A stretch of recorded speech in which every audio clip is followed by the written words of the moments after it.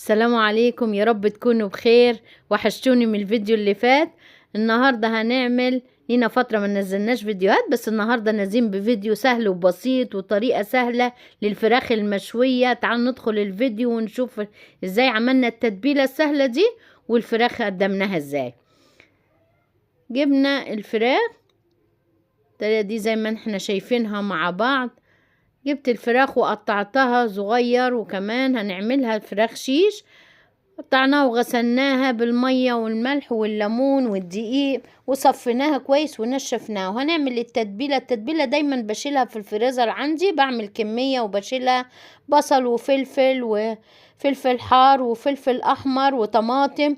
لو عايزة تعمل فلفل اخضر بس برضو براحتك. وحطيت ملح وفلفل وتوابل الفراخ وجنزبيل معاها، وبشيلها وباخد طبعا منها، بطلع كمية منها وبحطها.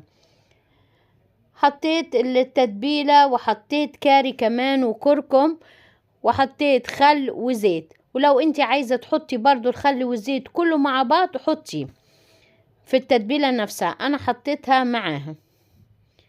التتبيلة دي تبلناها كمان، لو تتبليها وتركنيها من بالليل يكون احسن، او على الاقل 4 ساعات قبل ما انتي تجهزي عشان التتبيله تتغلغل جوه الفراخ وتبقى حلوه. حطيتها في الشوايه تحت الفرن، مش كنت مشغله الشوايه، وكل فتره بادهنها بنفس التتبيله لغايه ما هي كمان بتكملش ربع ساعه من ناحيه دي وربع ساعه تلف ناحيه تاني، نص ساعه بالكتير هتكون استوت، بتطلع جوسي جميله. قدمت معاها سلطة الزبادي اللي احنا عملته قبل كده في الفيديو. دايما بعمله في البيت، بيطلع تقيل وحلو جامد. لو ما كنتيش شفتيه قبل كده ممكن ترجع للفيديوهات اللي قبل كده اللي عاملة فيها الزبادي بطريقة حلوة بكذا طريقة.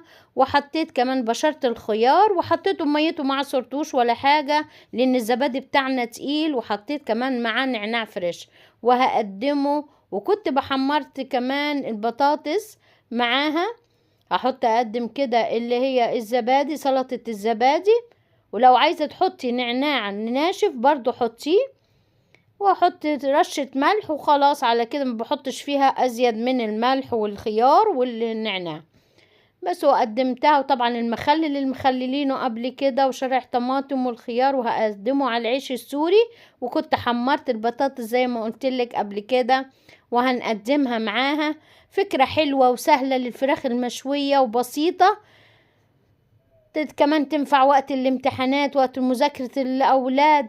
سهلة وبسيطة، على طول تكوني كسلانة زي وطالعين من رمضان والعيد ومكسلين نعمل أي أكل، بس الفكرة دي سهلة. بتكوني مجهزة التتبيلة وعلى طول بتحطيها في الفرن وخلاص على كده. أو لو عايزة انت تشويها على شواية، كانت شواية فحم أو شواية الكهرباء، أنا شويتها في شواية البوتيجاز وقدمناها بالطريقة دي.